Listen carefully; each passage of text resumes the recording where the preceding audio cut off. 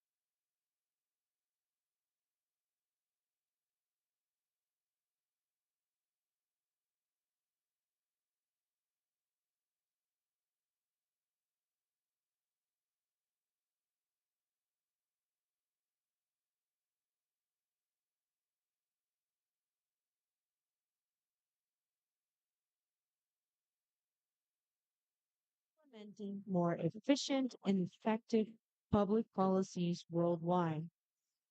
At the Brazilian Federal Court of Accounts, TCU, we believe this is a unique opportunity to expand the influence of Supreme Audit Institutions and promote the creation of a better and fairer world for everyone. The TCU, as the chair of the International Organization of Supreme Audit Institutions, the INTESAI, and SAI20, wishes all participants a successful and productive meeting.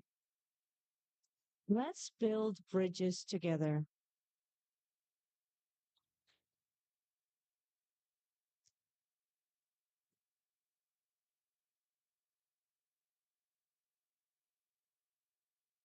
Muito bom dia. Good morning, Autoridades presentes, senhoras dear e authorities, senhores, ladies and gentlemen. muito bem-vindos à Welcome cerimônia de to the abertura opening ceremony ومرحبا بكم of في the الحفل الافتتاحي SAI20 لقمة Summit SAI 2024. 2024 It's a group وهو of engagement مجموعة of the المشاركة institutions of للهيئات controlling المحاسبة and الدولية of the countries التي that تشارك في G20 make part of the G20. وهذا الحدث Please يتم be بثه advised that this event مباشرا is being على broadcasted live قناة on YouTube channel of the محكمة Federal المحاسبة Court of الفيدرالية Accounts على of Brazil. يوتيوب We'd like to وهناك remind you that we're ترجمة going to have فورية simultaneous أيضا متاحة interpretation, لكم في and كل you قناة. feel free to get your headphones. عفوا على ما يبدو هناك خلل تقني No, فنحن لا we don't نسمع have في the sound is not ميكروفون working. السيد. The microphone is not working. عفوا نحن لا نسمع في الميكروفون هناك خلل تقني O على ما microfone não يبدو está, هناك não está خلل chegando o تقني som aqui. نحن لا O áudio نسمع não está السيد chegando. Minister Bruno Dantas following كان the إذا ندعو authorities. بعض الممثلين إلى المنصة هنا. فوتو. The حاكم governor of the state ولاية of Pará, بارا Helder السيد Barbalho. أودر بارباليو فليتفضل مشكورا.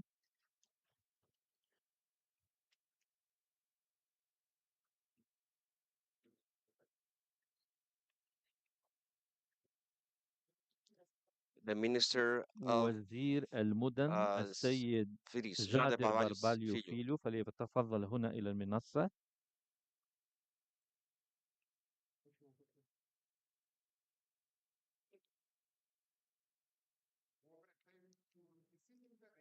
the mayor of the municipality of Belém, Edmilson Rodrigues.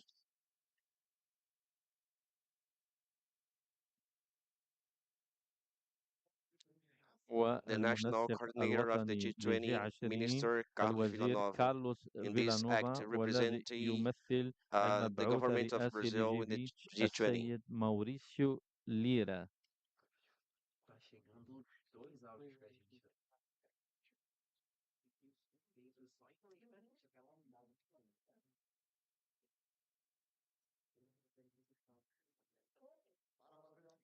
To open this SAI20 Summit 2024, we give the floor to the President of the Brazilian Federal Court of Accounts, Minister Bruno Dantas. للمحاسبة السيد برونو دانتاس.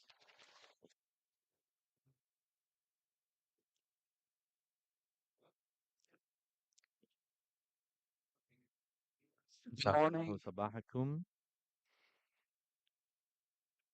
I'd like to greet the governor of the state of Pará, dear friend Helder Barbalho, that receives us. وشكرا على استضافتكم وبالنيابة عنكم أريد أن أشكر وأحيي كل السلطات ولاية بارا الحاضرين هنا. أريد أن أحيي أيضا وزير الدولة للمدن السيد جادر فيليو وبالنيابة عنه أحيي السلطات الفيدرالية المتواجدة وأحيي the mayor em seu nome, saudar todas as autoridades municipais presentes.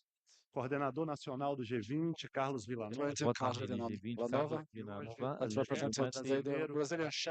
Maurício Lírio. E em nome de quem eu quero saudar todos os representantes dos corpos diplomáticos presentes hoje. Saudar também os representantes da troika deste SAI20, a auditora-geral da Instituição Superior de Controle da África do Sul, Tsakane Maluleke, e o controlador e auditor-geral da Instituição Superior de Controle da Índia, Girish Chandra Murmu, em nome de quem saúdo todos os chefes de delegação aqui presentes. Também uma saudação especial aos integrantes do meu tribunal, Tribunal de Contas da União, saudando o ministro Augusto Nardes, e também uma saudação a todos os membros do Ministério Público que atua perante tribunais de contas e faço esse cumprimento em nome da nossa Procuradora-Geral, doutora Cristina Machado da Costa e Silva.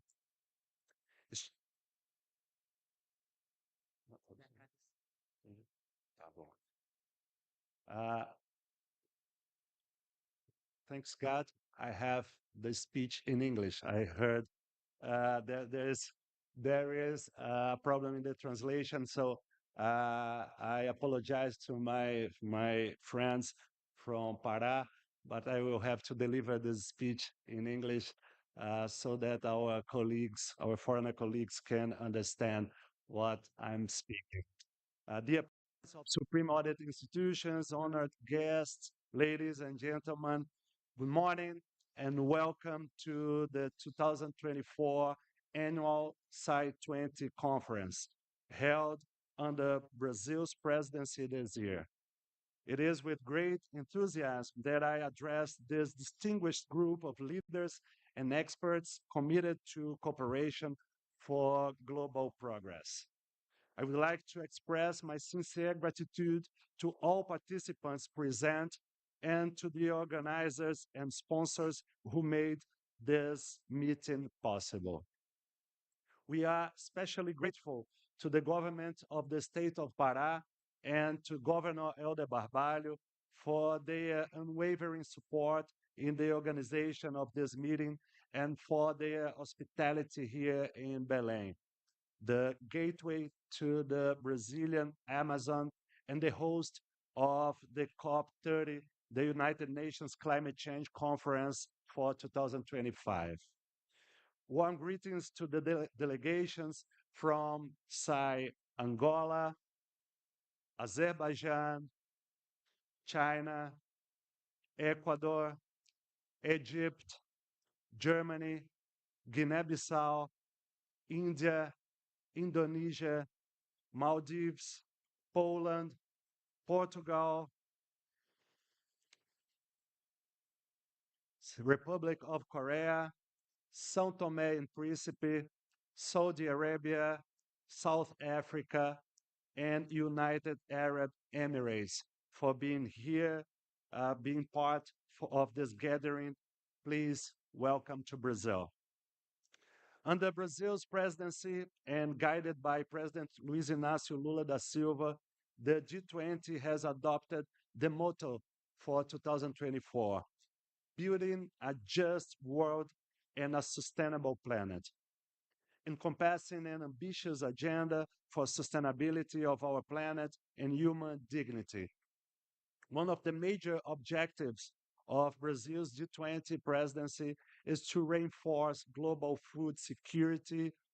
Currently discussed the proposal to create a global alliance against hunger and poverty, which encompasses national, financial, and technical commitments open to participation from all countries.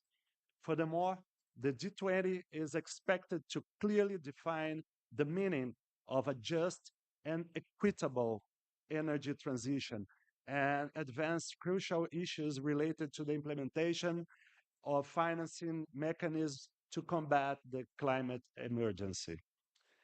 As the primary international economic cooperation forum, representing 80% of global GDP, 75% of exports, and about 60% of the world's population, the G20 influences the entire agenda worldwide.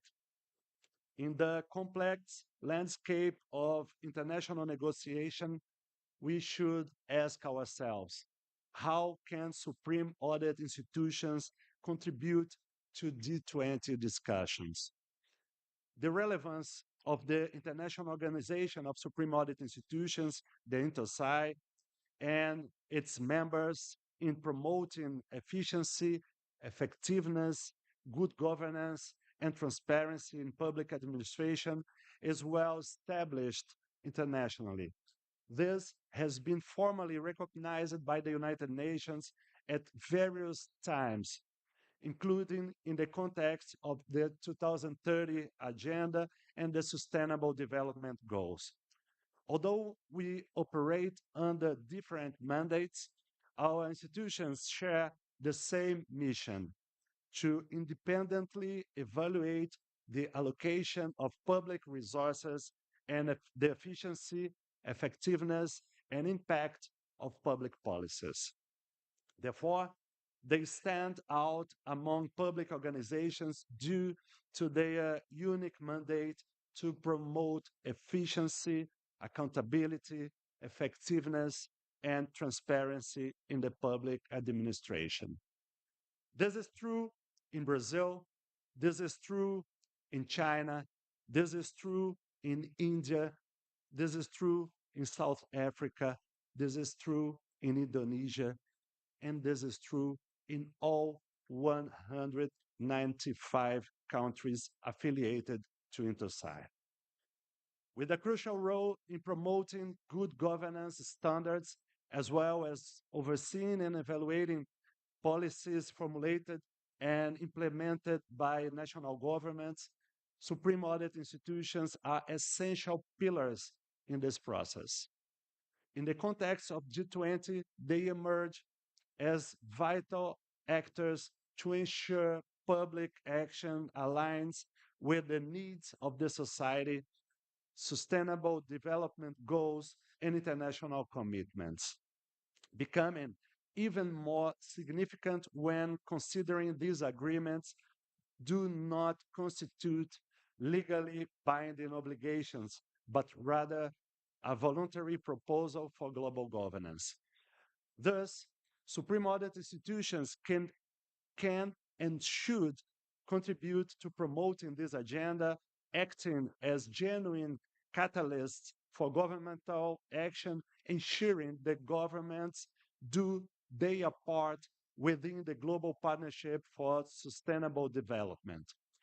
Our role is to induce a bit of hard power at the national level in a world of soft power, where the lack of effectiveness already prompts the need for reform in institutions like the United Nations Security Council and the global governance itself, a topic debated in the G20 at Brazil's proposal.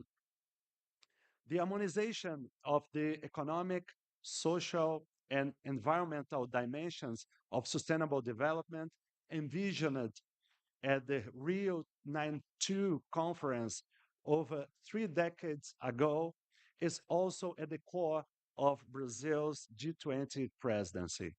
Aligned with these priorities, the SAI20 engagement group is in its 3rd year of operation and will consolidate here in Belém its contribution to countries' efforts to combat hunger and poverty.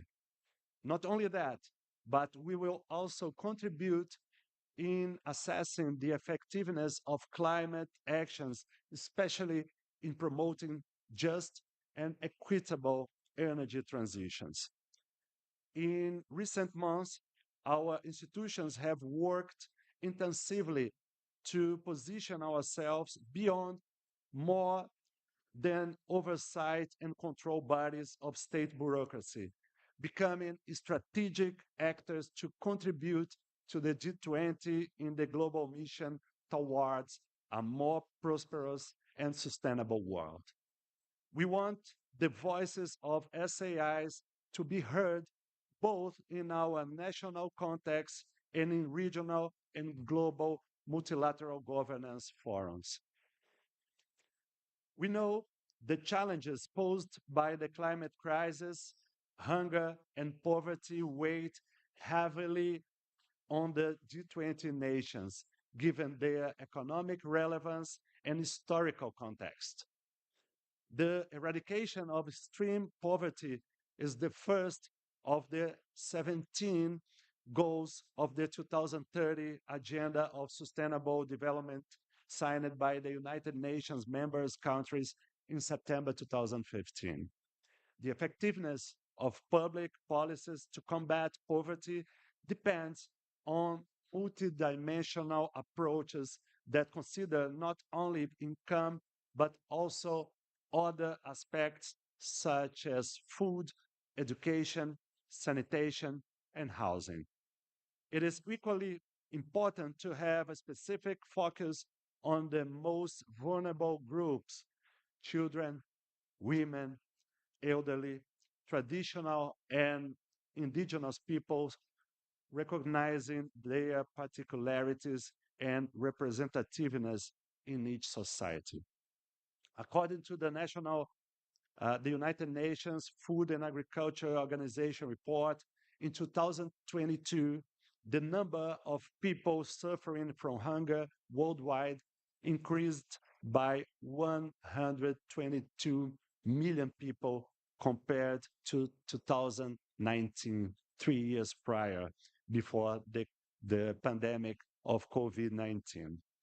The interconnection between climate change and world hunger is a reminder of the urgent need for integrated and sustainable approach to mitigate the climate impacts and ensure food security.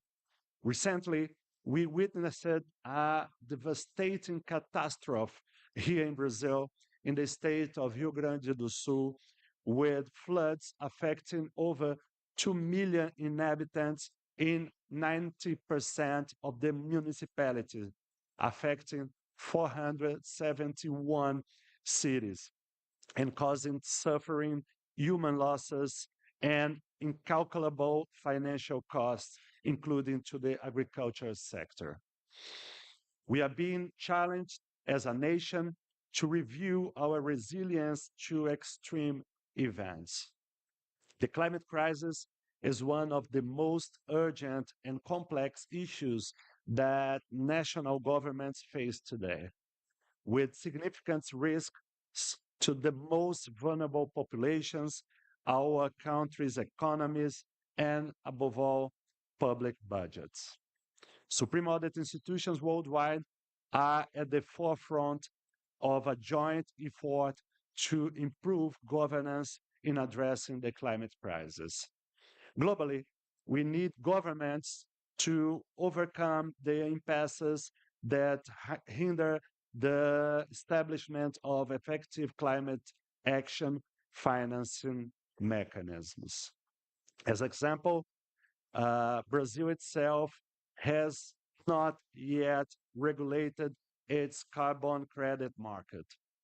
We know it is crucial to consider each country's specificities and the difficulties faced in transitioning from predominantly fossil fuel-based economies to green economies.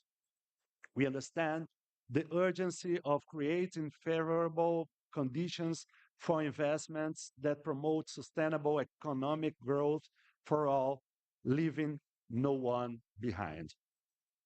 Thus, we advocate for the establishment of clear and measurable goals, as well as the implementation of public policies that direct resources to initiatives with the potential to generate lasting impacts. To achieve this, it is essential to strengthen transparency and accountability in our actions, implementing effective mechanisms to monitor global climate action financing.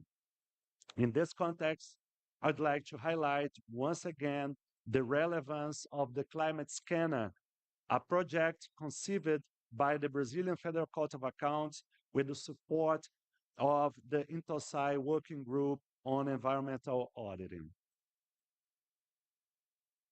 Ladies and gentlemen, the project already has the adherence of nearly 100 countries and aims to concretize the objectives agreed upon the Paris Agreement. This initiative will allow SAIs to evaluate governmental actions against climate change and its consequences, with the results to be presented at the COP29 next month in Azerbaijan, next November in Azerbaijan.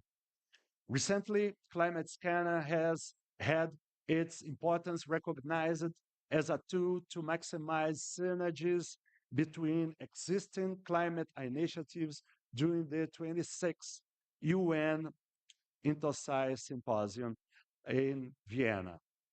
Another point highlighted at this meeting was the need for energy transition initiatives to be equitable and recognize the specific nature environmental issues in our countries. Supreme Audit Institutions are here today in Belém to send a clear message to the G20, and we firmly believe that transparency, accountability, good governance, and efficiency are driving forces in formulating policies to reduce inequalities, hunger, and poverty, and the adverse effects of the climate change on society. We are committed to collaborating to ensure that our common goals of development and global progress are achieved. Minister Villanova, we firmly believe in the importance of the G20 in promoting a more sustainable and inclusive world, and your leadership in this endeavor is crucial. From our side, we at the SAI20 are eager to work together for our planet. I also highlight that the Youth 20 or Y20, one of the 13 engagement groups that make up the G20 social representing youth, will also be meeting here at this convention center starting tomorrow, meeting with these young people who are rightly concerned about the future we are leaving for them should increase our sense of responsibility. Expanding the role of civil society in the process of building public policies and international agenda has been a hallmark of the Brazil's G20 presidency. For the first time, G20 social organizations will have the opportunity to be heard by the G20 Sherpas at a meeting scheduled for the next month in Rio de Janeiro. I will have the honor of representing our SAI20 group on that occasion to convey our message. Dear colleagues, we have great challenges to overcome. I would like to remind you that the deliberations and outcomes of this meeting will be having the potential to positively impact public governance and the lives of citizens worldwide. It is crucial to implement the recommendations and the conclusions of our debates to drive significant changes and ensure that our efforts result in tangible improvements.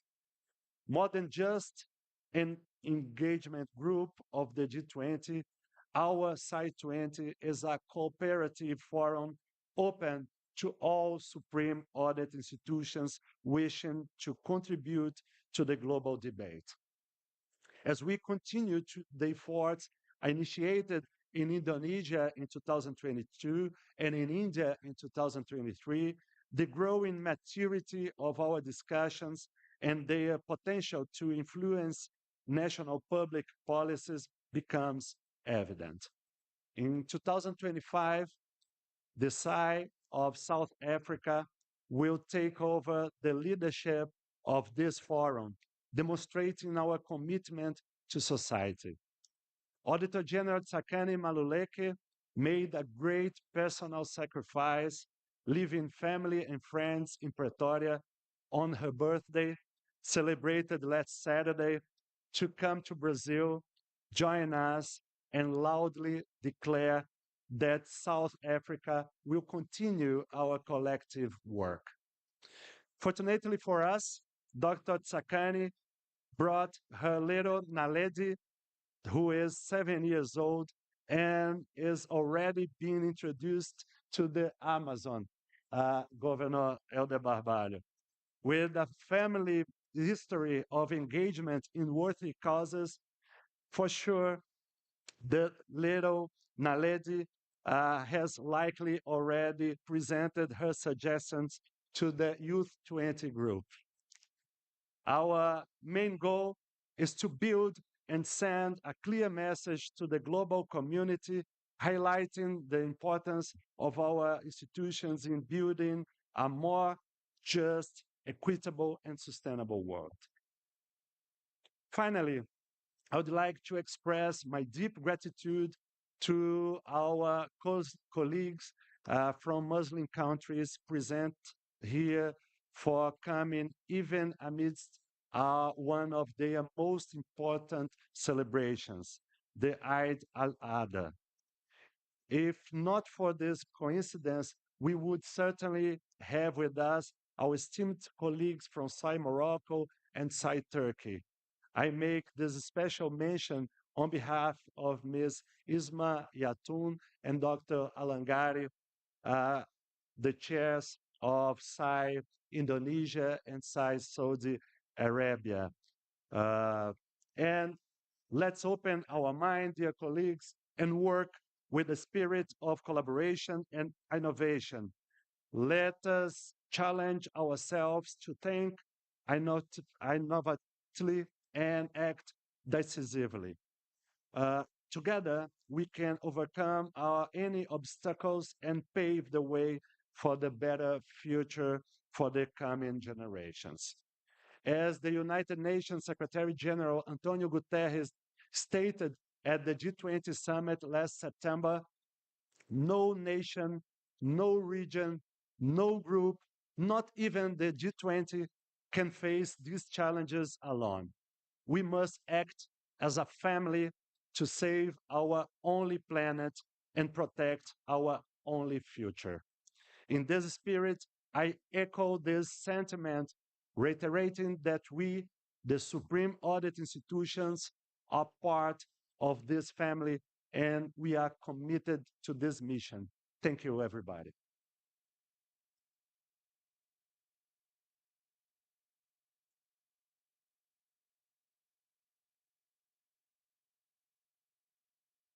Agradecemos ao discurso e às palavras do presidente do Tribunal de Contas da União, ministro Bruno Dantas. Ouviremos agora, na sequência, o pronunciamento do governador do estado do Pará, Helder Barbalho.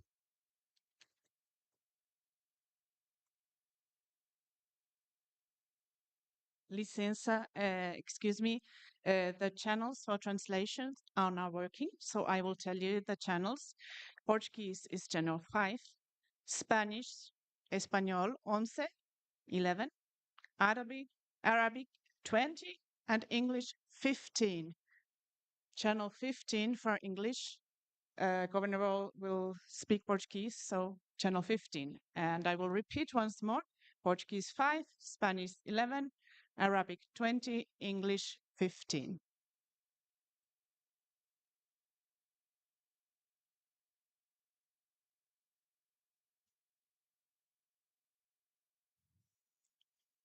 Bom dia a todos e a todas, senhoras e senhores.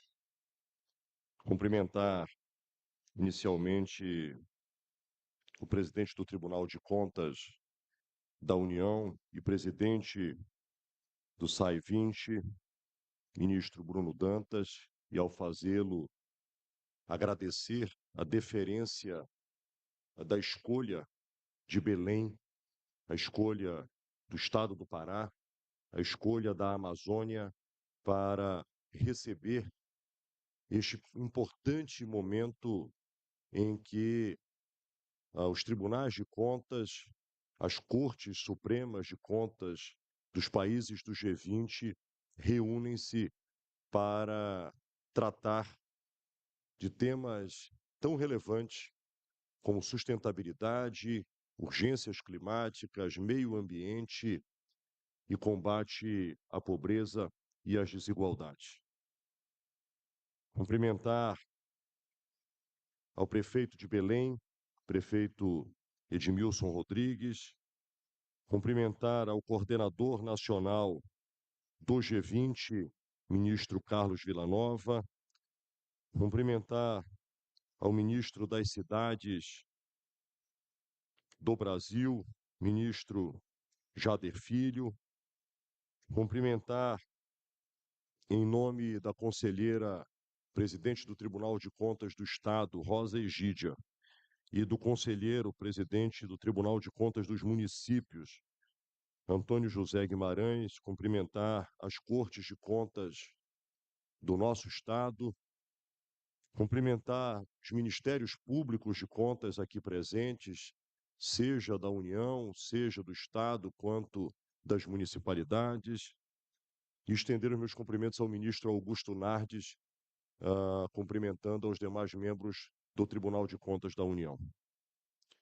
Senhoras e senhores, muito bem-vindos a Belém, muito bem-vindos à Amazônia, muito bem-vindos a esta que será a sede da COP30, a Conferência Mundial das Nações Unidas sobre Meio Ambiente, em novembro do ano que vem. Como governador do Pará e seu modesto anfitrião para este importantíssimo evento das instituições superiores de controle que compõem o G20, esse SAI20, tenho certeza que estamos fazendo uma reunião preparatória para a COP30, que acontecerá no ano que vem. Sob a presidência do presidente do Tribunal de Contas do Brasil, que conhece bem a realidade brasileira, estes dias de reflexão poderão resultar num comunicado aos governos do G20 muito proveitoso e útil sobre os 3 temas centrais deste encontro: o financiamento climático, o combate à fome e a erradicação da pobreza. Quero enfatizar e aplaudir que tanto nos encontros da Indonésia quanto na Índia, este fórum tem mantido os olhos e os corações abertos para a pauta do meio ambiente, como um caminho para a melhoria e o aperfeiçoamento da governança global. E essa postura se repete positivamente aqui em Belém. A boa notícia que trago é que o financiamento climático tem avançado, e é através da governança e não da caridade que poderemos encontrar soluções para combater a fome e, simultaneamente, erradicar a pobreza na Amazônia. Recentemente, anunciei que estamos em fase adiantada para fazermos o primeiro lançamento mundial de títulos de descarbonização, num total de 5 milhões de toneladas, o que será a maior do planeta. No Pará, adotamos uma política de combate ao desmatamento e ao garimpo ilegal, e temos prontos para serem certificadas áreas de florestas capazes de propiciar o equivalente a 156 milhões de toneladas de créditos ambientais jurisdicionados. Essas florestas de pé irão assegurar crédito para a compensação da emissão de carbono e têm o potencial de gerar 156 milhões de toneladas de carbono para garantir a preservação da Amazônia, do planeta e o atingimento das metas da Agenda 2030, um dos marcos das instituições aqui reunidas. É importante destacar que parte majoritária desses recursos será revertido para os povos indígenas, as comunidades quilombolas, tradicionais, ribeirinhas, e os recursos obtidos só poderão ser aplicados no âmbito da gestão estadual, na busca da redução das emissões e na agenda de sustentabilidade do planeta. Então, é claro que todas as formas de apoio e soluções governamentais dos países desenvolvidos serão bem-vindos, mas nós, da Amazônia, estamos fazendo o nosso dever de casa, combatendo o desmatamento, protegendo a natureza, reprimindo o garimpo ilegal e desenhando soluções inovadoras e dentro dos maiores e mais elevados padrões de governança corporativo global. O financiamento climático, a erradicação da pobreza e o combate à fome dependem de políticas públicas inovadoras, de uma cirurgia dos mecanismos da sociedade on the global market, ever more conscious of the responsibilities for the future of the country. I'm not a naive optimist, but I consider myself a pragmatic optimist because I understand that climate change is transforming the look of global leaders, global corporations, and the leaders that there's no other way for the planet that is not survival. And this window of conscience allows the fight to through new financing ways and markets of problems that seemed impossible to solve. The companies and the government need to neutralize their emissions through the adoption of new technologies that are less pollutant and compensate this emission by carbon credits that have integrity, that correspond to certified forest and are anchored in social, environmental, and the Amazon seal is an invaluable thing. This group can contribute in many ways with adopting mechanisms of governance at global level, auditings, cooperative auditings on climate changes and energetic transition, and other ideas that can appear in these days. To fight hunger, and which have the President Lula as a trailblazer to fight against hunger, not only by putting this topic at the top of global agenda, but for boosting and creating the largest and most well successful the program of Brazil. That's an example for the world. It is an important focus of these days regarding fighting hunger and poverty in the context of biodiversity. We need to reconcile solutions or put in practice here in Pará programs that become reality in social biodiversity. We are already moving forward in the production, generate the integration of biological diversity, the practice of sustainable activities for products from the forest, and the manage of the resources through the knowledge, cultural, and ancestral population. The ancestral population. The Amazons are remembered by its size, by its forests, by its rivers, by its unique biodiversity. But Amazon is never seen as one of the largest nations of the world. We are 29 million people that live only in Brazilian Amazon. If we move to Pan Amazonia, we are 50 million people, over more than 3 times the population of countries like Greece, Sweden, and almost 3 times the population of Portugal. We need to preserve nature, and that's precisely with bioeconomy that we can ensure the sustainability and the survival. The fight against hunger, poverty in this nation called Amazon. I'd like to thank everyone for choosing Belém for to hold this summit.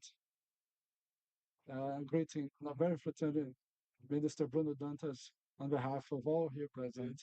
I consider this a kind of preparation, just a teaser for COP30, because this is precisely the spirit to gather visions from all over the world to discuss the planet and together build a better future. Welcome to Belém, welcome to Amazon, and I'd like to invite everyone so they can be with us in these days and come back here next year for COP30, the COP of the forest. Thank you and welcome.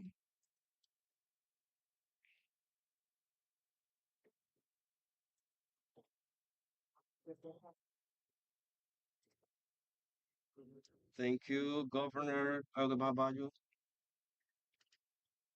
And to take the speech, we'd like to invite the Minister of Cities, Jade Barbalho Filho.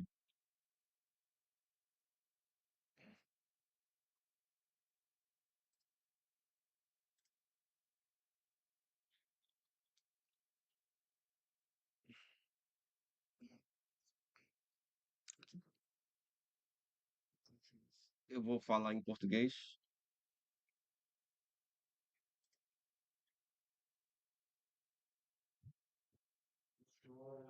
Ladies and gentlemen, good morning. I'd like to start greeting the President of the Federal Court of Accounts and the present President of the SAI20, Bruno Dantas. I'd like to greet the Governor and the host, Elder Barbalho, the Governor of the State of Pará. I'd like to greet, on behalf of all women here present, the First Lady, Daniela Barbalho. I'd like to greet the Minister of the Federal Court of Accounts, dear friend Augusto Nardes. I'd like to greet the Mayor of Belém, Edmilson Rodrigues. I'd like to greet the National Coordinator of G20, Carlos Villanova. I'd like to greet uh, the head of the State Court of Accounts, Nomi Gigia, and on her behalf, I'd like to greet all the employees of the court and also Antonio José Guimarães. On his behalf, I'd like to greet all the employees of the CCM and all the authorities here present. Ladies and gentlemen, good morning. Welcome to my land, to my city, Belém do Pará. It's with a great honor that I'm here representing the Minister of Cities of the federal government, one of the main bodies of the federal government of President Lula, which is related to human development in our country. As part of this operation, it's mandatory to register, highlighting the effort of the implementation of new public policies, having the Federal Court of Accounts as an independent body and with a historical of good services to the country, so that all the processes are in the legal parameters. The SAI20, ladies and gentlemen, develop a relevant role in the execution of the commitment of the G20. At the same time, President Bruno, it offers support for the objectives of sustainable uh, goals. It stimulates the dialogue and exchange of experience between the countries that are members that bring more deep discussions in terms of governance between the leaders of the G20. Doubtless, the SAI20 has contributed expressively in the defense of policies that prioritize climate actions and sustainable development and the bettering of the life. And for this reason, I'd like to highlight the actions which were directed for the Minister of the Cities regarding the tragedy which happened in the Rio Grande do Sul, which dramatic images spread all over the world. This occurrence reached millions of thousands of people, and it took and made us to face the challenges which were imposed by the climate change. We have the commitment to reconstruct the housing, and it has, as President Lula has asked, it's important to highlight that concerning um, the development of human, the Minister of City is in focus using the program Minha Casa, Minha Vida, one of the biggest housing programs in the planet. The sanitation, and because they contribute outstandingly to better the life of the Brazilian people and make and protect the environment. In December 2023, Minister Nardes, in the second ministerial meeting about the climate change we released together with the Mayor Edmilson. Hi, Matt. At the occasion, 64 nations, including Brazil, signed this commitment. It boosts the consultation and collaboration with Villanova as local leaders and regional leaders in the planning, financing, and implementation and monitoring of the contributions nationally determines the NDCs as requested by the Paris Agreement in March this year. The first World Forum on Climate Identification, organized by the French government collaboration with the program of the United Nations for the Environment. So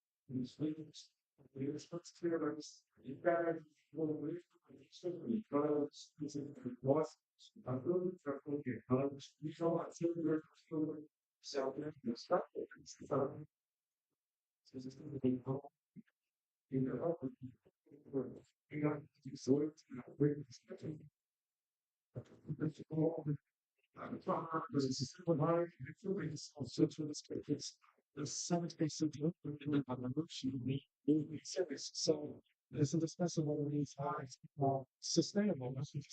We need to ensure the adequate sewage treatment, to use quality water and use renewable energy and boost our sustainable economies. The Amazon cities need to invest in projects that increase the resilience of their structures and the climate changes. Brazil is committed in, transforming to policies in large scale. They were recognition as a power that do not commit the urban growth. We work very hard so our cities are more green, resilient, and sustainable in a way to ensure a better future for all Brazilians. Ultimately, I register a sincere thanks for the support and collaboration in our journey to more sustainable urban development and inclusivity. And again, welcome to my Pará. Thank you very much.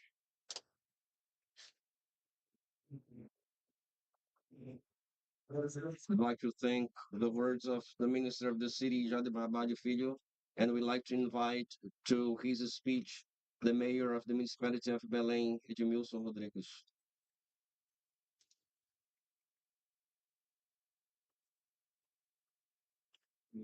Good morning. Good morning, everyone. Welcome to our city, the capital of the Amazon, Belém do Pará.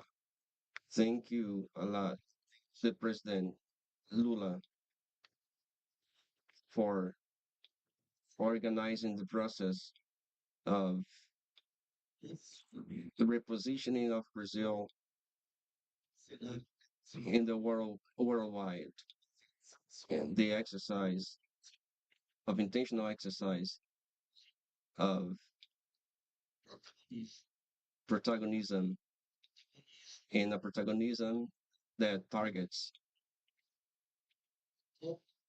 to put it in focus in the international debates, the respect to the sovereignty, and at the same time, the relationship of solidarity among the peoples, nations, and territories.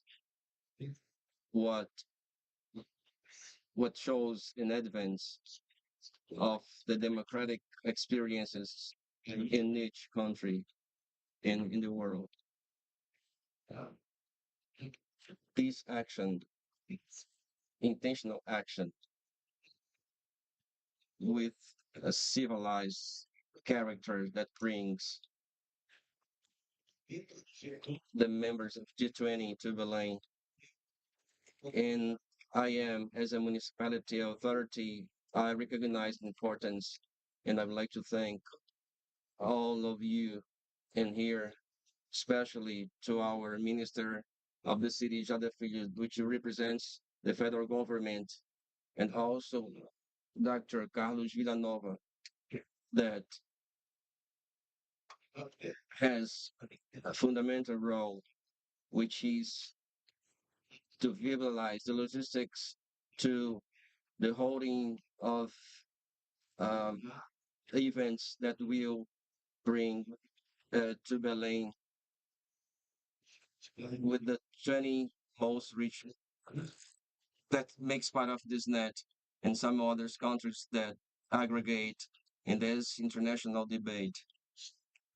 President Bruno Dantas of the Federal Court of Accounts, it's an honor to receive you, and I wish you have success, because to talk about democracy, it's impossible to think democracy without the controlling that the state bodies develop, so that the development is really sustainable, that the resources are applied correctly in favor on behalf of we have been developing as a conception of sustainability that consider the economic dimension, social dimension, cultural dimension, and political dimension, and some other dimensions of sustainability.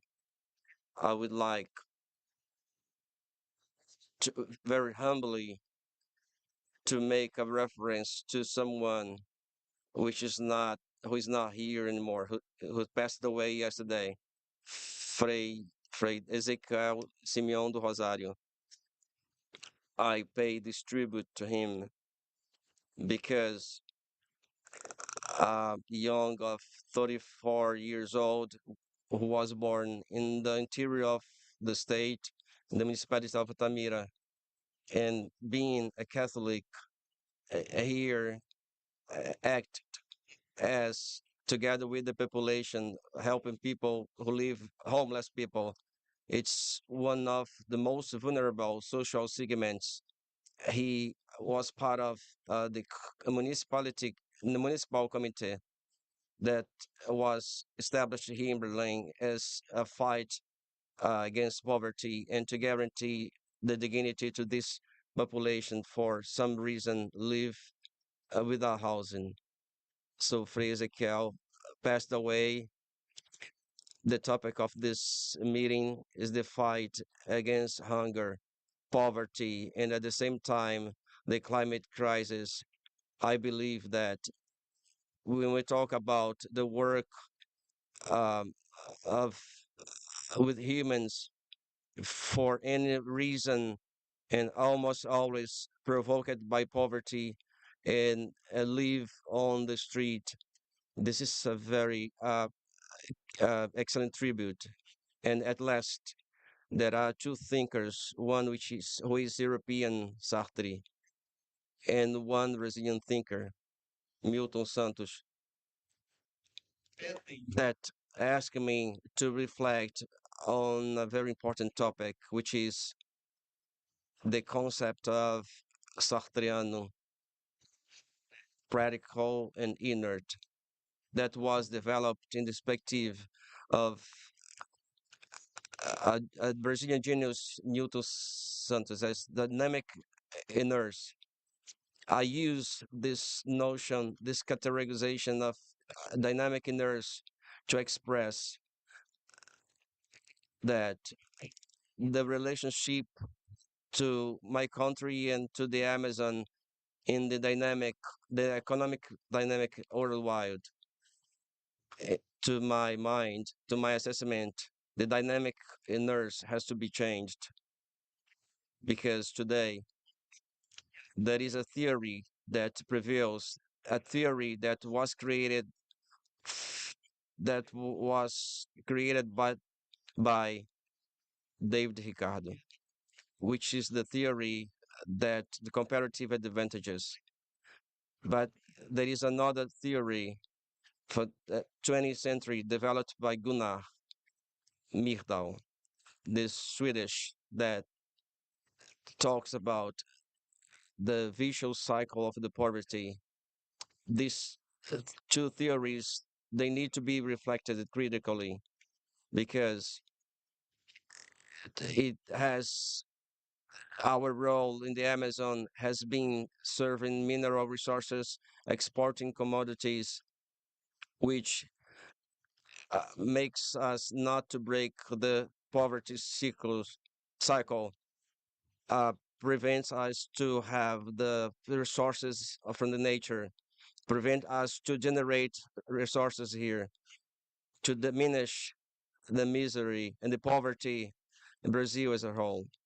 But Amazon, particularly in the case of the state of Pará, practically what we produce are commodities.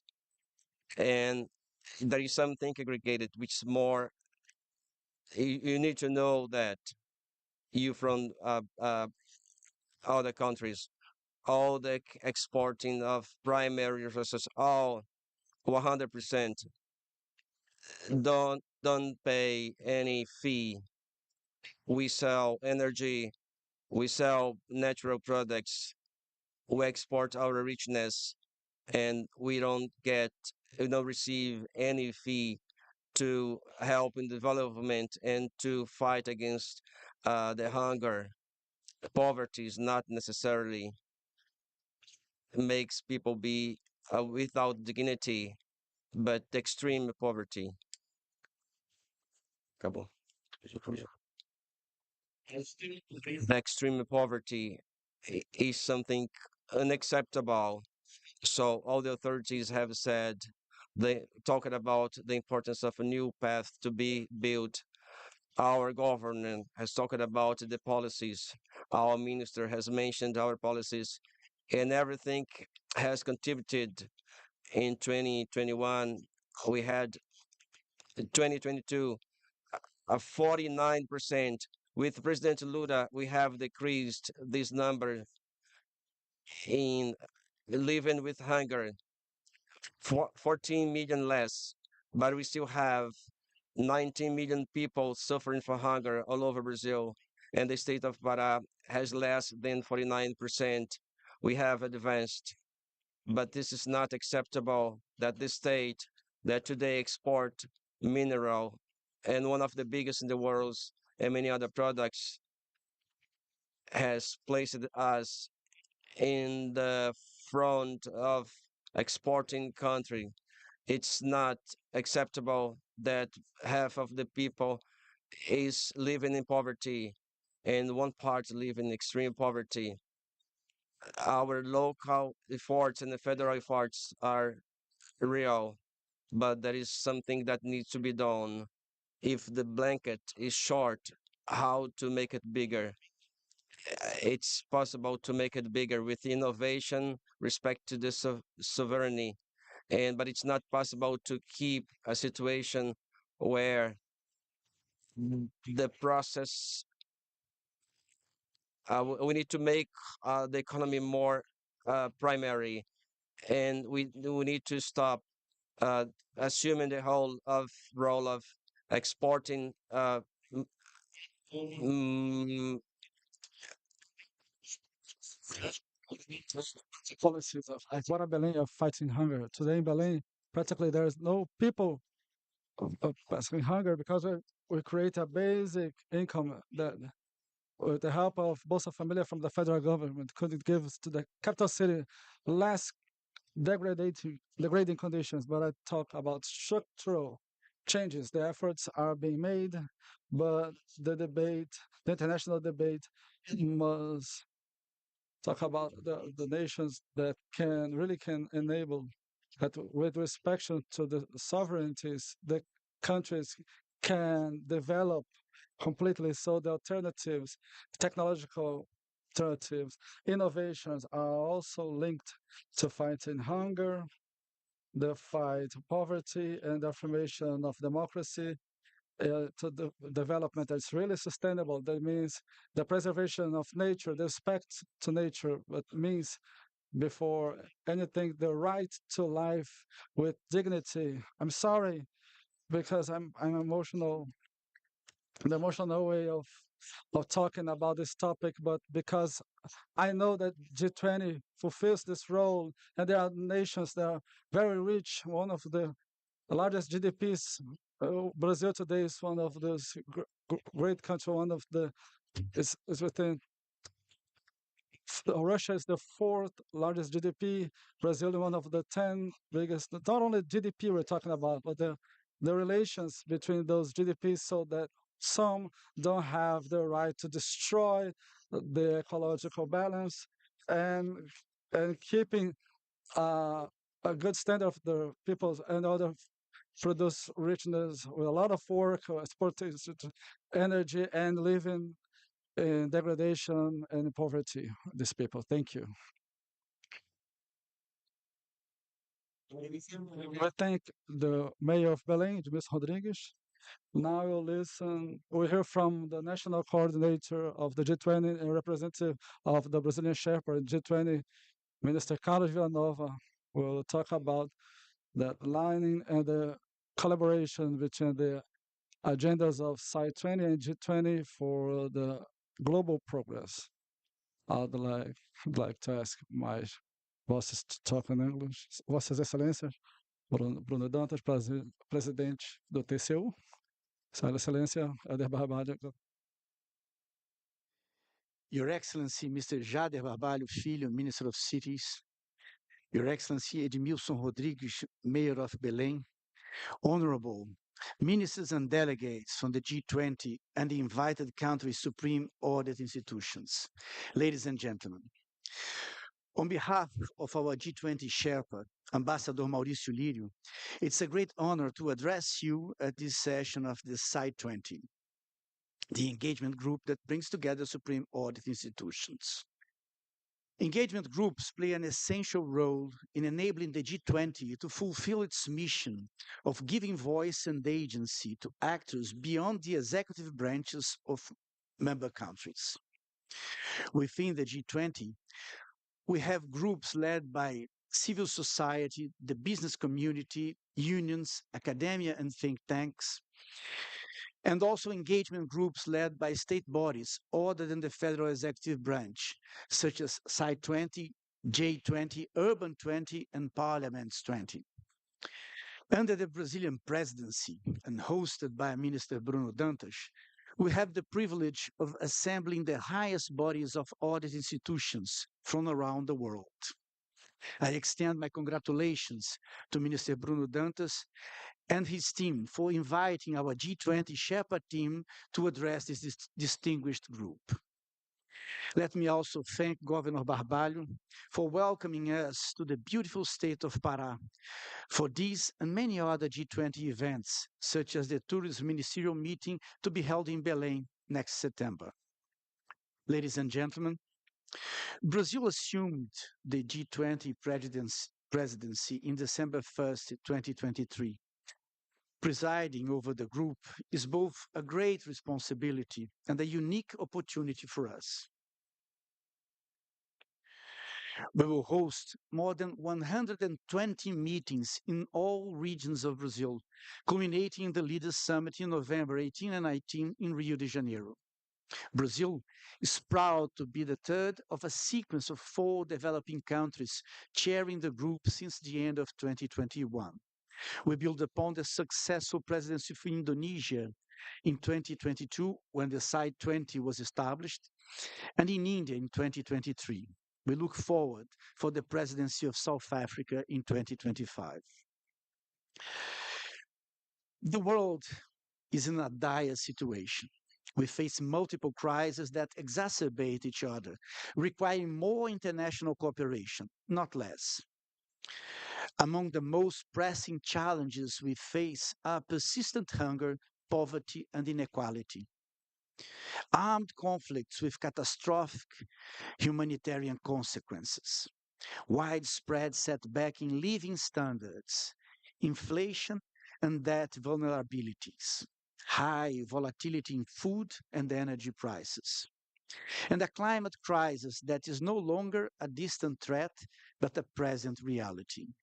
All these challenges are amplified by old and new geopolitical tensions and old and new conflicts. While these crises affect us all, they do not affect us equally. Developing countries bear the brunt, and even within countries, it is the poorest who suffer the most. As President Lula often argues, if we had to summarize the current global challenges in a single word, it would be inequality. Under the motto, building a just world and a sustainable planet, Brazil has defined 3 general priorities for its G20 presidency. First, the articulation of a decisive global alliance against hunger and poverty. According to the Food and Agriculture Organization, FAO, around 735 million individuals currently face hunger, and 2.4 billion face moderate or severe food insecurity. Today, approximately 150 million children under 5-year-old face hunger. Together, the population of all starving children under 5 would represent the 9th largest country in the world. It's not acceptable. To help reverse this course, Brazil created a G20 task force to launch a global alliance against hunger and poverty, bringing together the Sherpa and finance tracks of the G20.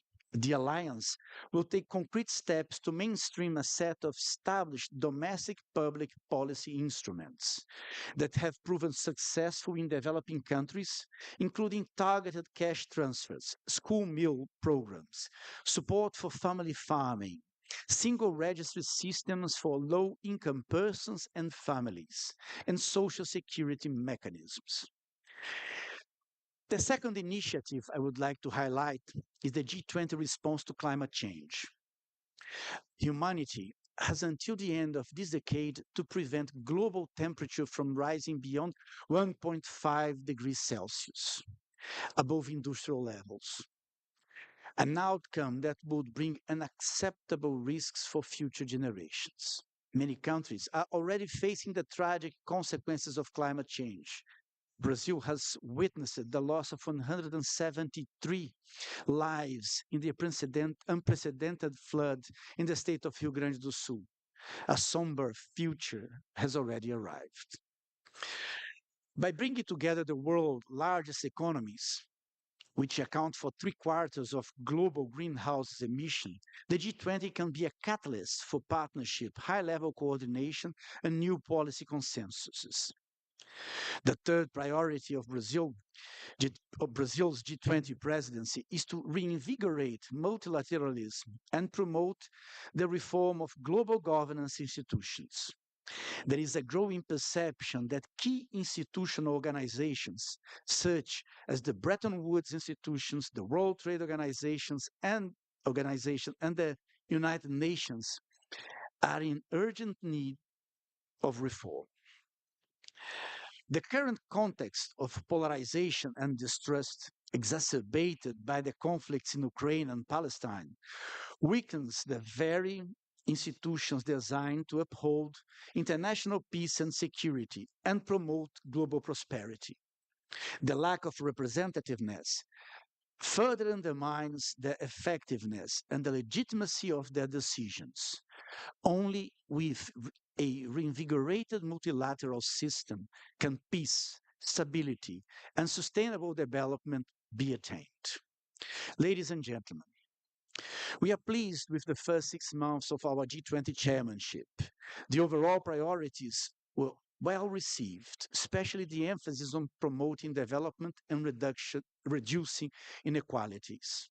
Our push on climate change and global governance reforms has also been met with widespread support. The Brazilian government also wants its G20 presidency to be notable for its openness and engagement to engagement groups. For the first time in the G20, we will hold a joint Sherpa engagement groups meetings well ahead of the summit. The meeting will take place in Rio de Janeiro in July, when we will receive recommendations from all groups. We look forward to receiving the contributions of SAI20. We will also host for the first time the G20 Social, a major event to be held on the eve of the Leaders Summit in Rio, giving voice and visibility to civil society. Having the SAI20 in our debate enable us to address these challenges together.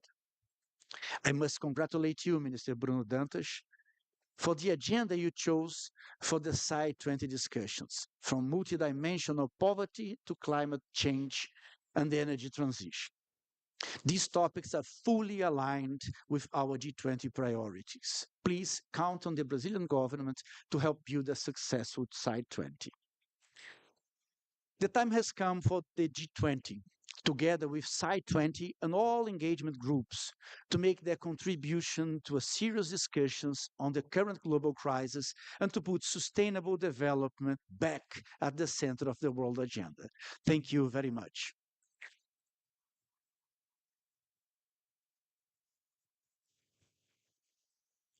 Nosso agradecimento ao ministro Villanova, the national coordinator of the G20 and representing the Brazilian chapter in the G20. Now, we're gonna have the official registers of the meeting of the SAI20 2024. For the first register, we'd like to invite the delegates here present and get together with the representatives of our table. The ceremonial of this table will help you in the positioning. During the first registers, we'd like to the rest of keep you seated. Keep your seats. The chiefs of the delegations.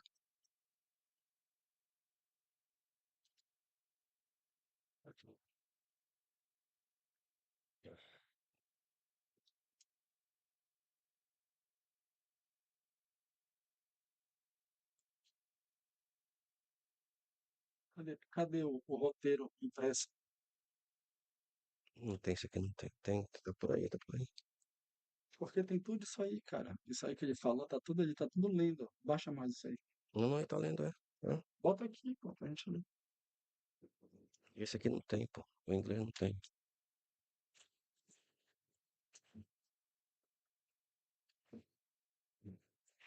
Levanta aí, rapidão. Levanta, cadê?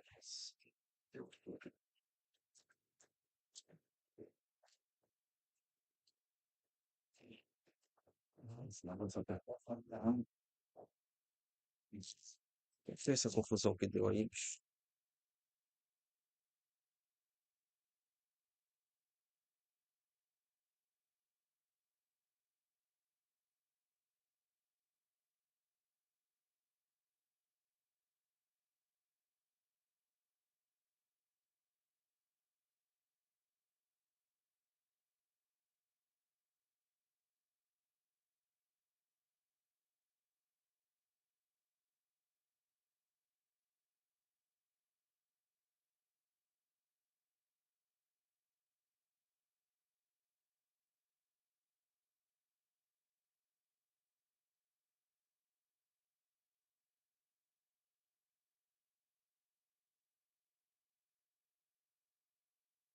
we invite to the stage the representatives and the auditorium that come to the front of the stage, have a position with the help of our ceremonial. Please, all the presents here, come to the front of the stage and have a position. People from the ceremonial will help you.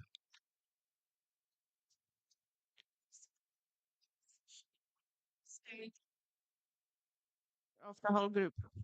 So everyone present in the auditorium, please position in front of the stage.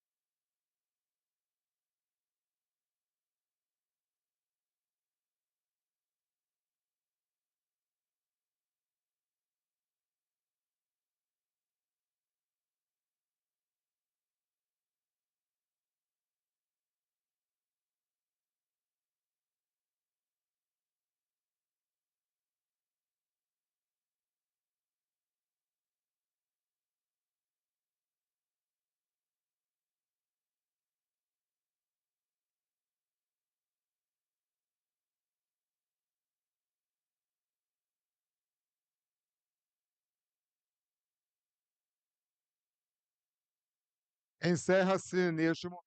This moment and the opening ceremony now will have a short break of 15 minutes, and we'll start the meetings and plenaries in the room just beside this auditorium. Any questions can be clarified by our support staff. Thank you everyone for your presence.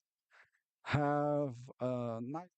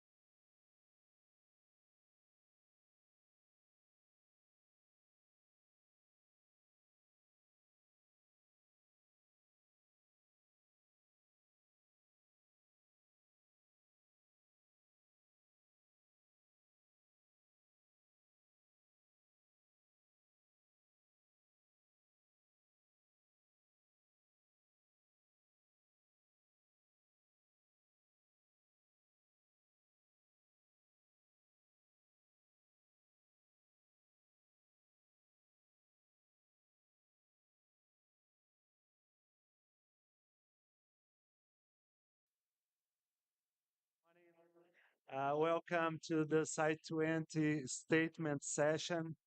We hope you all arrived safely.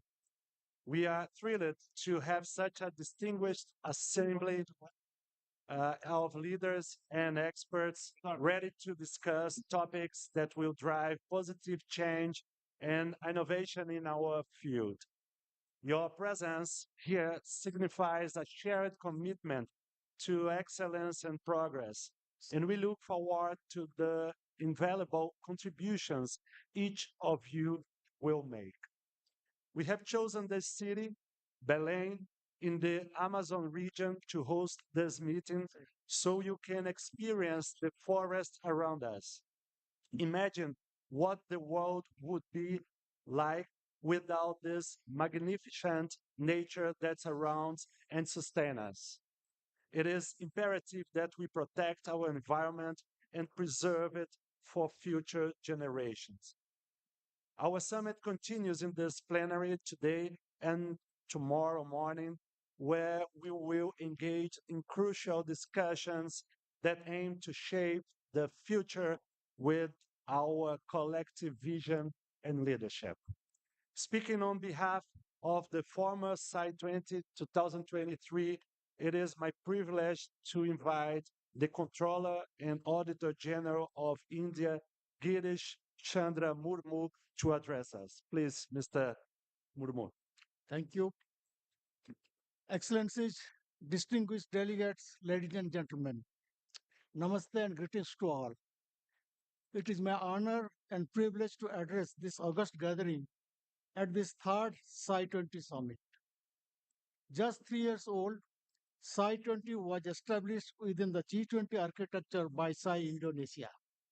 The founding of SAI20 stems from a recognition of the role of Supreme Audit Institutions in promoting efficiency, accountability, and transparency in public administration.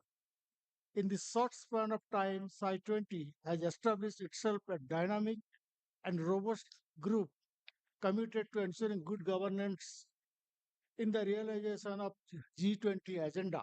This forum serves as a strategic partner in furthering good governance. A steadfast feature of the SAI20 has been the choice of powerful agendas. Themes that are recognized, we are standing at the crossroads of remarkable opportunity and formidable challenge. In the aftermath of COVID pandemic, SAI Indonesia chose the theme of global health architecture, sustainable energy transition, and digital transformation in the spirit of recover together, recover stronger. During India's G20 presidency, as chair of the SAI20, we had chosen the theme of blue economy and responsible AI, epitomizing the value of India's overreaching theme of Vasudhaiva Kutumbakam, the oneness of the earth, its people, and their future. While the oceans unite the globe in providing sustenance, employment, connectivity, and resources, it is artificial intelligence that brings us together through a global network of shared data, technologies, and capabilities. By themselves in interaction with one another, both hold immense potential to contribute to the betterment of humankind. And today, we are gathered here to deliver the critical theme of climate finance, inclusive climate transition, and multidimensional poverty, chosen by our current chair, Sai Brazil. Themes deeply connected to survival of the present and future generations. They explore the intersections of equity, finance, climate action, scarcity, and global sustainability. Our chosen themes, all related to sustainable world for our future generations, bear testimony to consistent agenda despite the pattern changing hands. Before proceeding further, I thank our chair, Sai Brazil, for the carefully conceived agenda that draws upon the strength of Troika, the past, the present, and the future host countries, ensuring continuity and coordination and enabling smooth transition, building upon previous discussions and agreements. I also take this opportunity to welcome SAI South Africa as member of the Troika and the incoming chair of SAI20 in 2025. I have been asked to highlight SAI India's contribution and our aspiration for the SAI20 group. When I look back, SAI India's chairmanship, there are two thoughts that are uppermost in my mind. One of gratitude and other of fulfillment. Gratitude for the collaborative spirits and strong commitment to good governance that suffuses SAI20, and fulfillment for a very satisfying term where we strive for effectively fulfilling our mandates, especially in two frontier areas. The two compendiums of the Blue Economy and Responsible Artificial Intelligence released during the Goa Summit reflect the productive sharing of our knowledge and best practices, a tangible testimony that in the form of we are not merely representative of our respective countries, we are custodian of our shared future. Our thought-provoking discussion and change of ideas, both at the Senior Officers Meeting and the summit in March and June 2023, enabled us to identify our concerns, priorities, and challenges that we need to collectively contend with. The final SAI20 Summit communique was an inclusive, decisive, and action-oriented document representing the joint commitment to transparency amongst G20 member states. The communique acknowledged the challenge faced by the blue economy globally and proposed measures to address these challenges. These measures include the need for inclusive capacity building, cooperation among SAIs, and the foundation of widely applicable audit products, including international auditing guidelines for the blue economy. The communique also recognized the potential of artificial intelligence as well as its negative externalities and address the ethical and privacy concerns associated with its adaptation. Both themes, their challenges and the way forward, found due coverage in the universally adopted New Delhi G20 Leaders Declaration. To take this forward, and drawing upon the valuable insights and resources introduced during the SAI20 Summit held in June 2023, SAI India established a Center of Excellence on the Blue Economy at our International Center for Environmental Audit and Sustainable Development, a recognized global training facility for INCOSAI. Moreover, commencing this year, we are undertaking a pan-India medium-term audit of different facets of the cross-cutting blue economy. Furthermore, we have recently entered into a memorandum of understanding with the Premier Indian Institute of Technology, Delhi, to partner with them in four areas. First, the use of artificial intelligence in audit. Second, audit of AI systems. Third, capacity building. And fourth, knowledge sharing. As chair of BIGITA, our commitment to excellence is evident in 2023-2025 work plan, which includes projects centered on artificial intelligence solutions, audit matrices for the IT audit handbook, and information system security audit. Recognizing the SAI20's commitment to collaborate on sharing of best practices, capacity building, and development of appropriate auditing guidelines and actionable toolkits, we will be happy to share our experience and lessons learned from these endeavors. Dwelling on our aspiration for the SAI20 leads me to recall SAI India's proposal at the Goa Summit, recognizing the synergy between the Supreme Audit Institutions mandate and the G20 agenda, and seeking to realize the force multiplier effect of the SAI20 by acknowledging it as a distinct institutional track with the G20 structure rather than as an engagement group. This we believe will ensure the group's independent structure, precluding all external influences in SAI20 collaborative commitment to optimal utilization of public resources, enabling enhanced governance, efficiency, economy, and effectiveness in furthering the G20 agenda. As an engagement group, SAI20 does not have the leverage and structure warranted by the role and consequently far-reaching impact. In this context, the preceding session by Ambassador Maurice Lairo, G20 Sherpa, on alignment and collaboration between SAI20 and G20, focusing on shared goals for global development and progress is greatly appreciated. The draft communique has articulated the significance and role of SAIs. It is now time to take the next step and for the SAI20 to strive to build consensus for this proposal, thus strengthening the G20 in addressing global economic issues. Moving ahead, President Dantas, I congratulate SAI Brazil's foresight in choosing these priority areas. These foundational issues compel us to recognize that until we address them, the broader goals of the 2030 Agenda for Sustainable Development will remain as elusive. I would like to reiterate China's view that climate change is one of the aspects of SDGs, which covers all three themes: climate change, tackling poverty, hunger, and accelerating an equitable transition to renewable energy. Climate change is the biggest threat to the fight against hunger and poverty, and climate finance is a catalyst for change, empowering nations to adopt green technologies and foster sustainable practices. We believe that SAIs, with their mandate of stewards of public finance, have the responsibility and the opportunity to ensure that resources allocated to address climate change are used transparently, efficiently, and effectively. These challenging themes warrants tailored methodologies and risk assessment tools.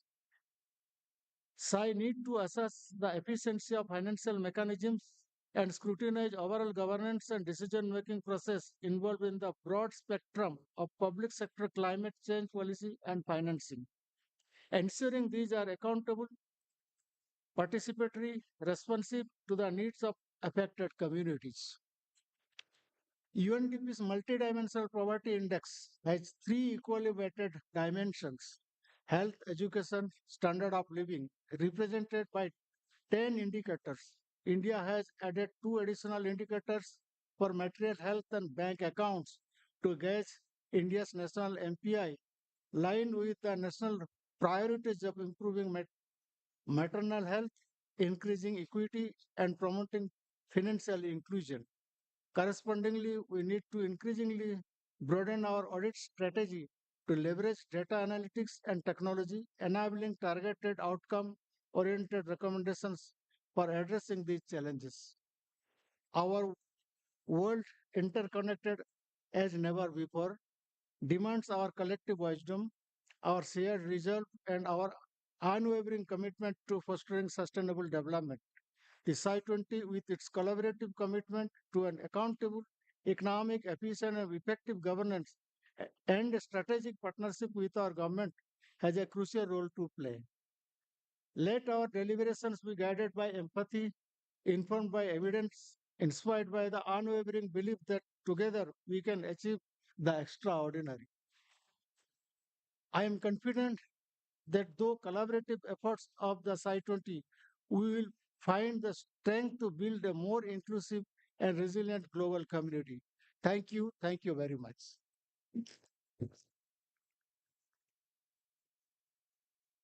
Thank you, Mr. Murmu, for your insightful remarks and your kind words. Now, on behalf of the upcoming SAI20 presidency, I want to kindly pass the floor to the Auditor General of South Africa, Dr. Tsakani Maluleke. Thank you very much, Minister Bruno. Good day. Good morning to all of the excellencies that are here. Honored guests, I am indeed delighted as the Auditor General of South Africa to be among the eminent members of SAI20, especially in this most beautiful country of Brazil, our partner in many years of cooperation and a country with which we share very strong relations. The Supreme Audit Institution of South Africa wishes to commend the Federal Court of Accounts, the TCU, SAI Brazil, for your leadership during your presidency of the SAI20 Engagement Group in 2024. And we wish you well in the journey to G20 Summit later in the year. The G20 has its origins in the need to respond to the Asian financial crisis of 1997 to 98, Although at that time it was primarily a meeting of finance ministers, the relevance of G20 has increased as the world faced the global financial crisis around 2008. Since those early days of the G20, it has transformed to a forum of state leaders discussing a wide range of topics, mostly related to the Sustainable Development Goals, and goals that we know are relevant to the lived experience of citizens across the world. Like those before us, we aim to maintain our relevance as SAIs by responding appropriately to the challenges that our citizens experience, responding to the expectations of our different stakeholders, and responding to the emerging risks and changing environments in which our audits are concluded.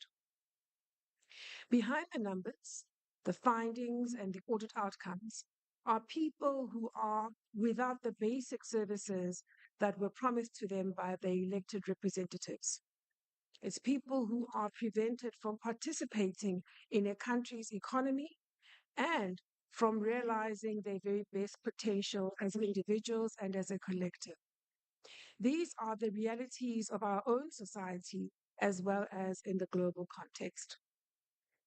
As SAI South Africa, we continue to pay particular attention through our audits of performance information, which are service delivery reports by public institutions.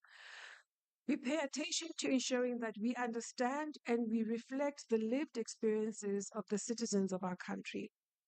Through this work, we provide insights that we believe enable all stakeholders to develop the interventions that will improve citizens' material conditions and ultimately improve their lived experiences. As SAIs across the globe, we have successfully formed a community in which our mutual experience benefits all, in which we support one another, building our capacity and sharing experiences and expertise as professional, independent, inclusive, and resilient institutions able to deliver value and benefits to our governments and to our citizens. And here, surrounded by the beauty in this majestic part of the world, we are reminded that humanity must guard against over-borrowing from our children's future, using too many of the resources that Mother Earth avails to our generation. Our skies and oceans don't have boundaries that limit the unfortunate impact of climate change. They neither have physical, geographic, or generational boundaries. In this context, we are all confronted with the question of how we can play our part in this most complex question: sustainable decision making. As recognized in the SAI20 communique for this year, the ideals of prosperity for all and leaving no one behind speak directly to the significance of what I have actually just highlighted. SAIs are key actors in national and global accountability ecosystems. We're mandated to provide independent, credible, timely, relevant insights that foster transparency, accountability, and institutional integrity. And ultimately, we can contribute to strengthening public institutions so that they can carry out their given mandate as intended. But the key to successfully changing course rests not only in our ability to fulfill our mandate as SAIs, but also on the extent to which we are able to mobilize and bring to bear the collective influence of other players within the accountability ecosystem, so that together we can drive positive change. I look forward to our SAI20 collaboration so that we as SAIs can have an even more direct, much stronger, and more consistent impact on improving the lives of our citizens and ensuring that we do not leave anyone behind. We recommit ourselves as SAI South Africa to continue with the resolutions and the objectives that we have set for ourselves as a collective during the tenure of Brazil and of my colleagues before them. Thank you once again to SAI Brazil for your sterling leadership and to the collective of the SAI community, the SAI20 community, for your continued support. Thank you.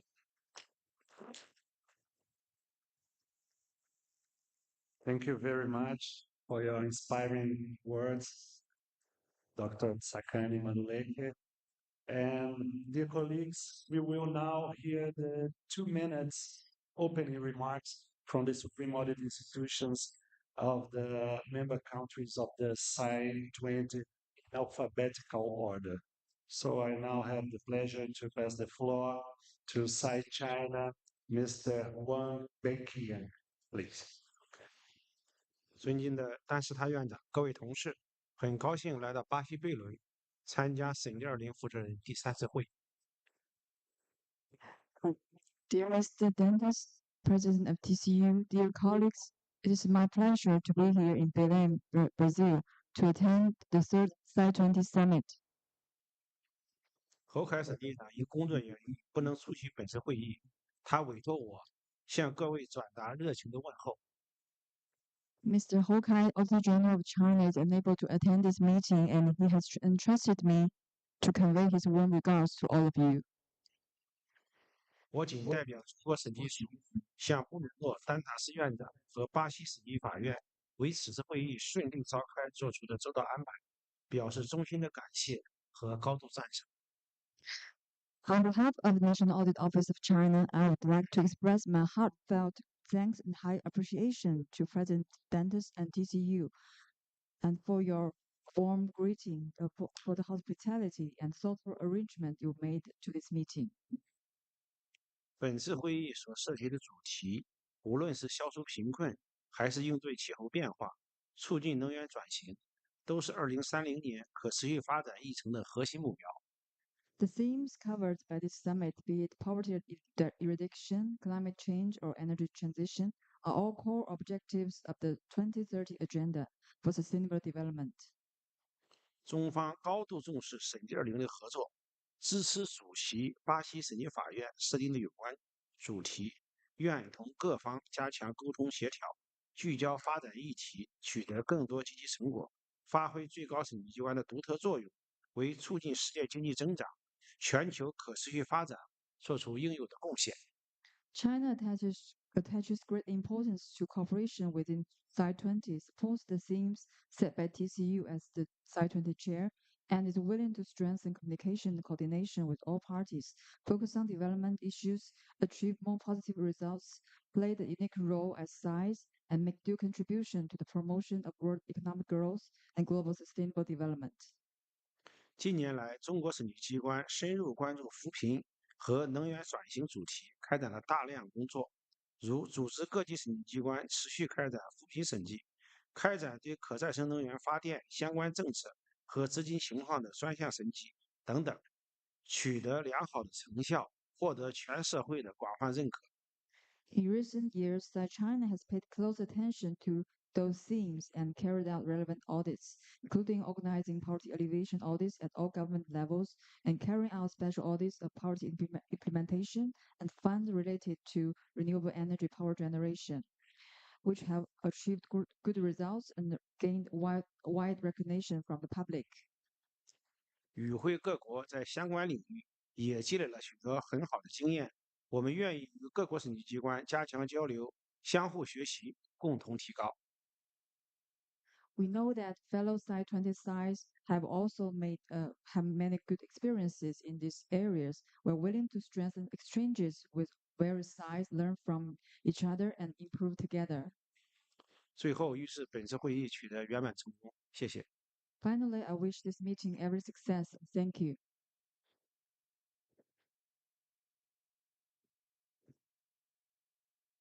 Thank you, Mr. Benkiang. I now kindly pass the floor to SAI Germany, Mr. Bernhard Ehrmann. Thank you very much, distinguished Minister Dantas, esteemed colleagues. First of all, I would like to thank Minister Dantas and the TCU for hosting our meeting in the beautiful city of Belém. and the SAI20 team for their excellent preparation and organization of the SAI20 engagement process. Thanks to the SAI20 team and all of our contributions, we arrived here with a well-worded final communique.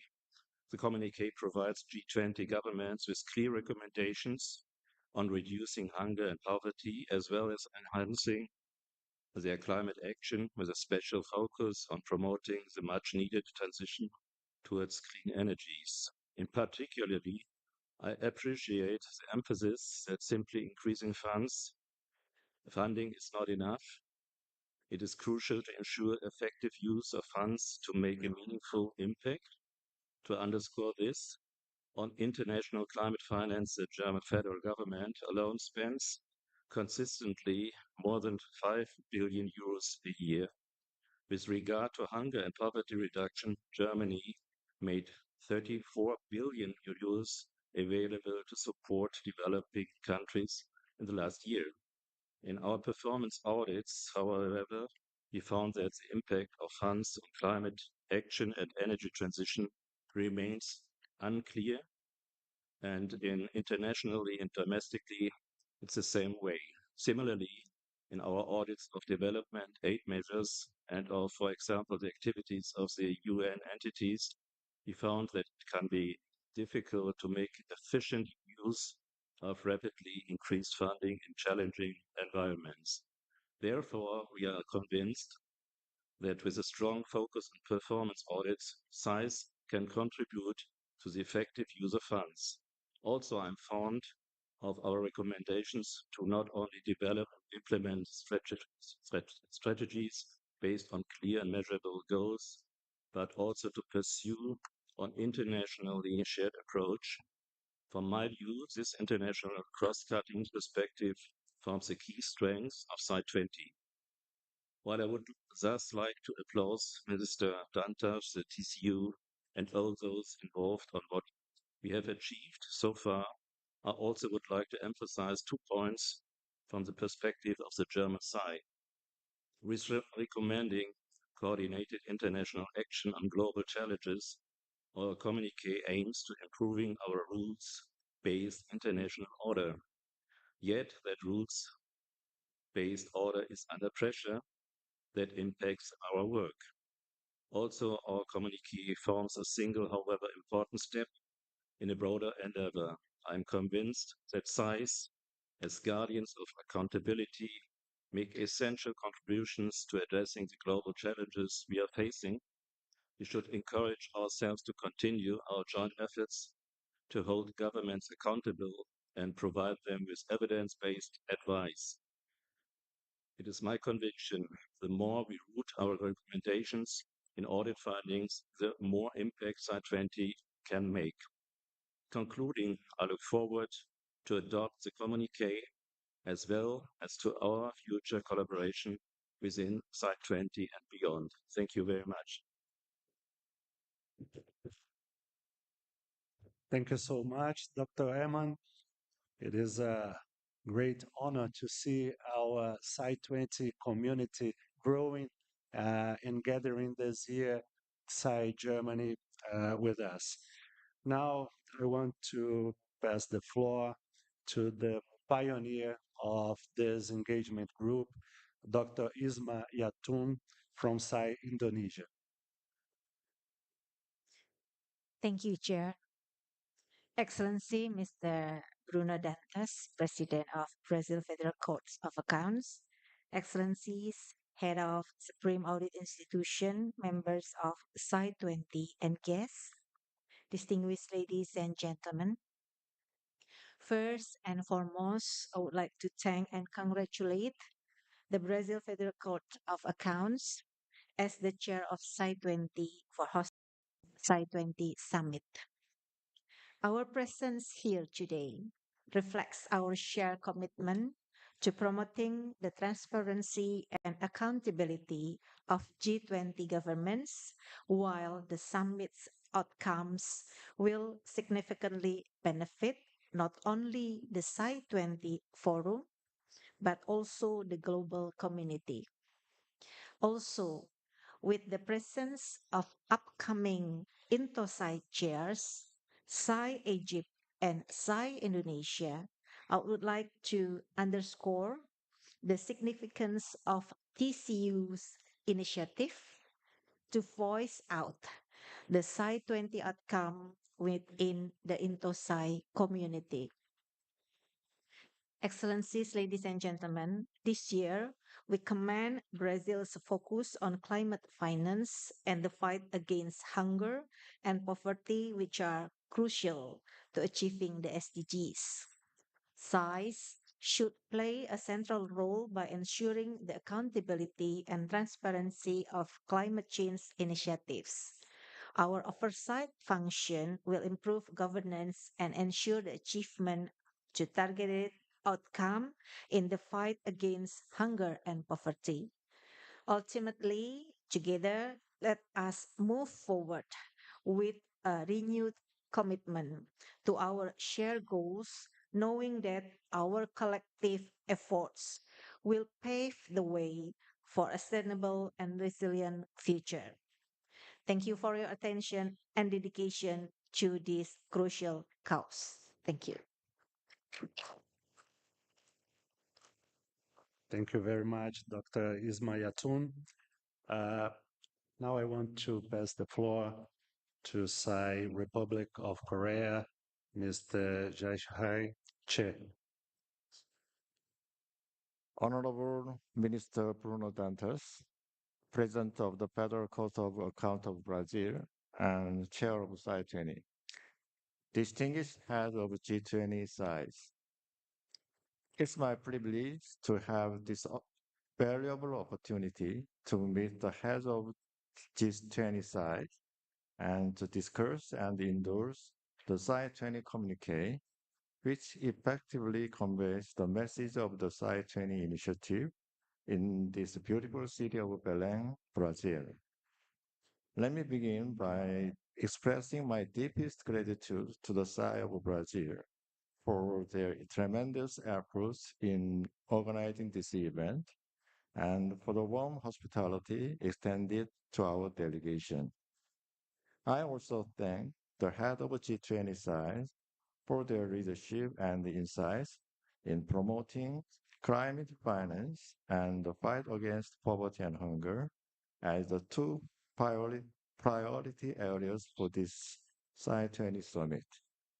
Selecting these two themes as the priority areas for this SAI20 Summit is both timely and meaningful because they are directly linked to our shared future. As is now apparent globally, the impact of climate change now poses a significant threat to people's lives, particularly affecting socially disadvantaged groups the most. Poverty is a critical issue as with the COVID-19 pandemic, healthcare systems have broken down and supply chains have suffered gaps, leading to the exacerbation of social inequality. This is time for us to take action, and our collective effort is more important than ever before. Korea is one of the few countries in the world that successfully transitions from a poverty-ridden, war-torn nation to a developed one in the 20th century. Leveraging our development experience and expertise, we are now on a path to support other countries on their path to economic growth. Looking ahead, the SAI of Korea will actively participate in promoting climate finance and combating poverty and hunger with unwavering support. Once again, I'd like to extend my gratitude to all the participating heads of G20 SAIs for their contribution. Thank you very much for your attention. Thank you so much, Dr. Che, for your words. Now I kindly pass the floor to SAI Saudi Arabia, His Excellency Dr. Hussein Al-Angari. Thank you, Chair. Your Excellency, Minister Bruno Dantas, Excellencies, Head of SAI delegations, ladies and gentlemen, it is of great honor to attend this meeting. And firstly, I would like to thank you, Minister Dantas, and your dedicated staff for the well preparation of this meeting and your kind and warm hospitality during our stay in Belém. As for my remarks on the themes, I want to shed light on the launch of Saudi Arabia Vision 2030 in 2016. The Kingdom of Saudi Arabia has taken decisive steps towards a more sustainable future. Introduced in 2021, the Saudi Green Initiative unite environmental protection, energy transition, and sustainability programs with the overreaching aims of setting and reducing emissions, increasing afforestation, land restoration, and protecting the kingdom's land and seas.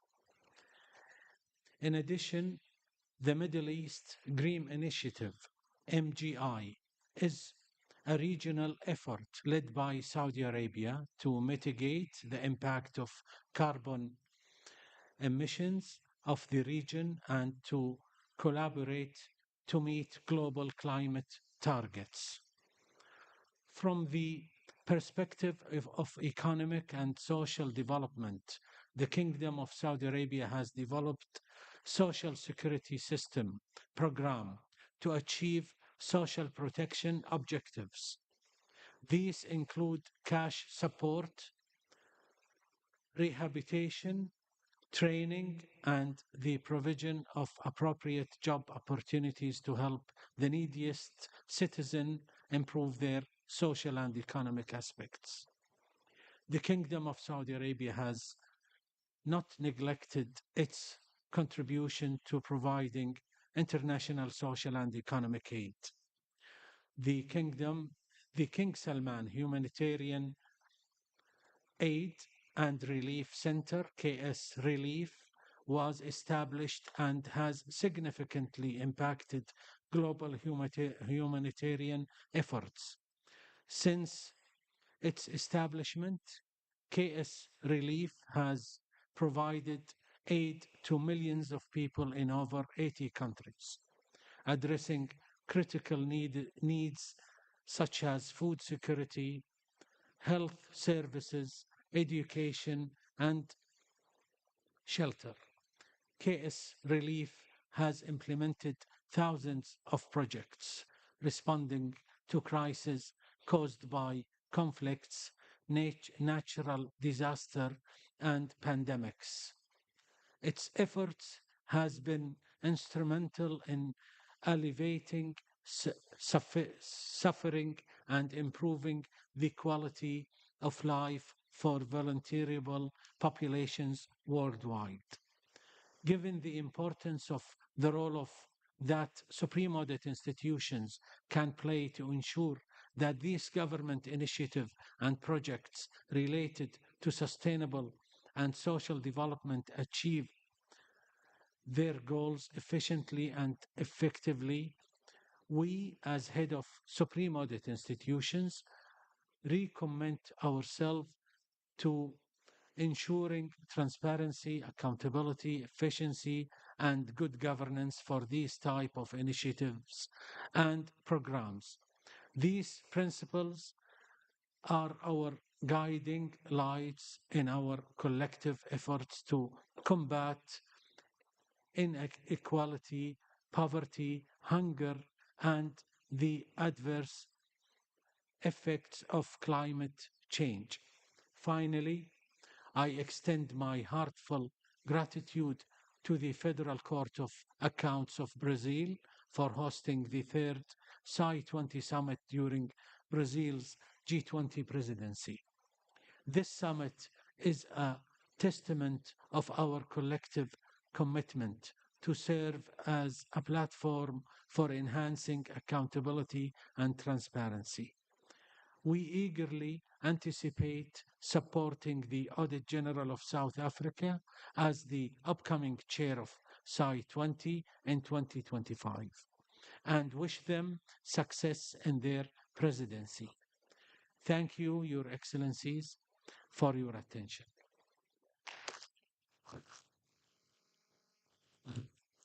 Thank you, Dr. Alangari, for your words.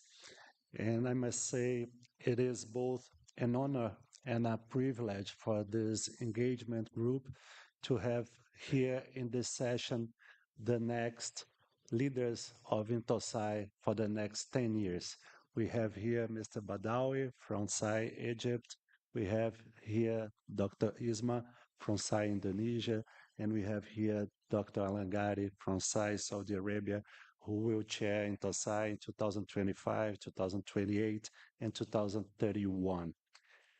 Dear colleagues, after the break, we will have the opportunity to listen to the countries invited by the G20, our colleagues from SAI Angola, SAI Egypt, SAI Poland, SAI Portugal, and SAI United Arab Emirates. And then we will hear the guests from SAI Brazil that are also here, SAI Azerbaijan, SAI Ecuador, SAI Guinea-Bissau, SAI Maldives, and SAI São Tomé e Príncipe. We will stop now for lunch and return at 2:15. After lunch, we will continue to hear the statements of all invited SAIs. Thank you so much, and see you after lunch.